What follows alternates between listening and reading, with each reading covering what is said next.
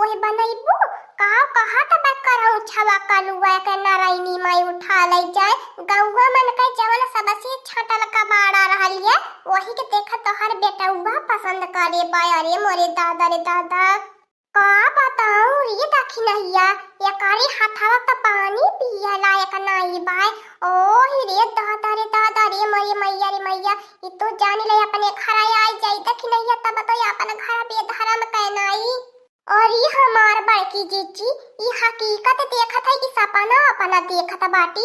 ये लड़का बहनी तनी हमें चिमोटी काटता ई करौछी आई कि हमारे घर का करती बाय। और ये मोरी अखिए त विश्वास नहीं पहुंचत बाय। ए हमारे दक्षिण हो जीजी चिमोटी करे के जरूरत ही नहीं बाय। हकीकत देखती बाटू अपनी अखिए से जवन देखती बाटू जवन साफ साफ लौकत बाय।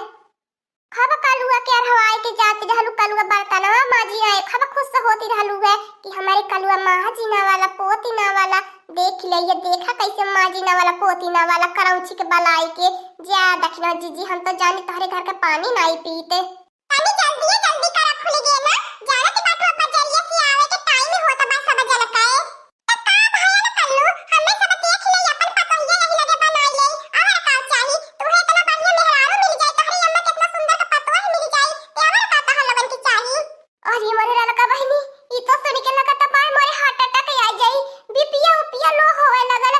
अरे दादा रे दादा एक जगह से आया रहने कुल बहिनी लगल बुलेट गाड़ी 50,000 नगद चैन अंगूठी फ्रिज कूलर कुली दिया तरहने समनवा कुली हमार समनवा दादा रे दादा लाई बीती करौछी अगर हमरे घर आए बैठी त। ए हमार दखिनो जीजी ऐसे काम नहीं चली हाथ पे हाथ धई के कुछ एकर उपाय बुद्धि करे के परी। अगर हाथ पे हाथ धई के बैठल रहबू तो समझ ला हमार बड़की जीजी दखिनो हो कुली गांव गप हो जाई तोहार। ए कालुआ का के भगावती माई उठा ले जाए नारायणी कटौना छिन करवना ती अब्बा जान ले टांगरिया पकड़ के रवाई बजावे हो परवा ई करौछी के बनाई के का करावत बाटे। अबे भगवान हमरे इतना चांगर पैर के दिए बाटे कि हम चूल्ही बर्तन कह सकी ई कौनो करौछी फरौछी की जरूरत नहीं बाटे हमरे घरे। ए कालुआ कह दे करौछी से चली जाए हमके देखा नहीं मांगते कह दे हमारे अखिया के सोझा नहीं रहा है। अरे दादा यार कालुआ तोर इतना पसंद खटिया है तोर इतना पसंद बेकार बा कि अभी करौछी रह गइल बा गाय मन के जब छूटल छाटल जौन के बियाह गौना नहीं होता बा अब तय के सेल करबे।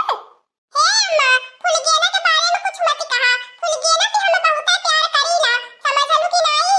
ए सासू मम्मी हम बहुत तोते बहुत प्यार करीला अपने कल्लू से बहुत प्यार करीला जूता नहीं करा हम क्या हमारे दक्षिणा जीजी कौन चीज तू अगोरती बाटू झटवा पकड़ के घिराई के नहीं निकारी पवती बाटू ये अपने मन का आए के बैठी गईली बा करे डेरी लाजी नहीं लगती बा अब बच्चा टीला यही है त ने तोहरे है ऊपर जानी ला अस्सी के गियर में चढ़ी बैठी है। हम नहीं जाबे ई घर छोड़ के हम नहीं जाबे चाहे जवन कह लिया हम कल्लू के छोड़ के ई घर छोड़ के नहीं जाबे कहीं का कइले बा हमारे लगले। कलुआ ये कलुआ सुनात नहीं बा बहिर होई गेला बाटे ई का बोलती बा कलुआ कह दे मजाक बा ई हकीकत नहीं बा। हे अम्मा 20 दाई पूछो या 100 दाई पूछो जवाब है नहीं मजाक नहीं बा ई हकीकत बा हमन दोनों जन का प्यार है। अब बता करे जाबी किराए घर छोड़ के हमार करौछी का त देखले बाटी हमरे घर में चली जो अपने दादा माई से जितना हम देनी लेनी चाहत बाटी उतना दई लई के तब हमारे घर में कदम रखे नहीं तो जो से भाग ऐसे निकल हमारे घर में से तू कुछ कहना हमारे बारे में खरे का सोच के घर छोड़ के भाग जा नहीं जाबे चाहे तो हमारी जान ले ले त कासे हम कौनो वाला प्यार नहीं कइले बाटी हम सच्चा प्यार कइले बाटी जैसे न करौछी तोरे प्यार का बुखार चढ़ बाने तिए का झटकन हमरे उतरहु आवाले अब देख तोरा भूत अपने मन नहीं छोड़ के भागी। अब बता भतार काटी जाबी नहीं छोड़ के जाबी नहीं ई घर छोड़ के नहीं जाबी ते ई जमाना हमें चाहे कितना सजा देई तब हम नहीं बिछड़ दे अपने कल्लू से बाड़ी ढीठ बाई चटकी लिए के बिटिया करौछी। ए अम्मा छोड़ दे फुलगेना के नहीं मारा अरे दादा बलौनी चूल बर्तन करावे की का होई गेल हमारे फुलगेना में आज कुटाई गई कवने मुंह बोलले रहे ये फुलगेना कि ते आज कुटवावे पे लागल बाटा आज तो सही में कुटाई गईली है त तो बड़ी चौपटा ही बाटी तो से हम शादी ब्याह नहीं करब दादा तो बहुत भाखा बोलाईनी वाली बाटी।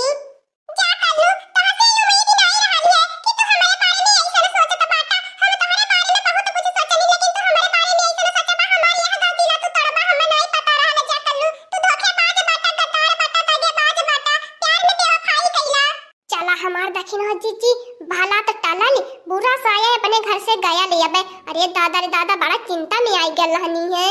हाँ दोस्तों आज का कार्टून कॉमेडी वीडियो यहीं तक था। आगे का कार्टून कॉमेडी वीडियो देखने के लिए हमारे चैनल को सब्सक्राइब करिए। हमारे चैनल का नाम है दीदी कार्टून ऑफिसर। और हाँ दोस्तों हमारी वीडियो को ज्यादा से ज्यादा शेयर करें, लाइक करें, बेल आइकन को दबाना मत भूलिएगा, सब्सक्राइब करना तो बिल्कुल मत भूलिएगा। और हमारी कार्टून कॉमेडी वीडियो देखने के लिए आप सभी को धन्यवाद है।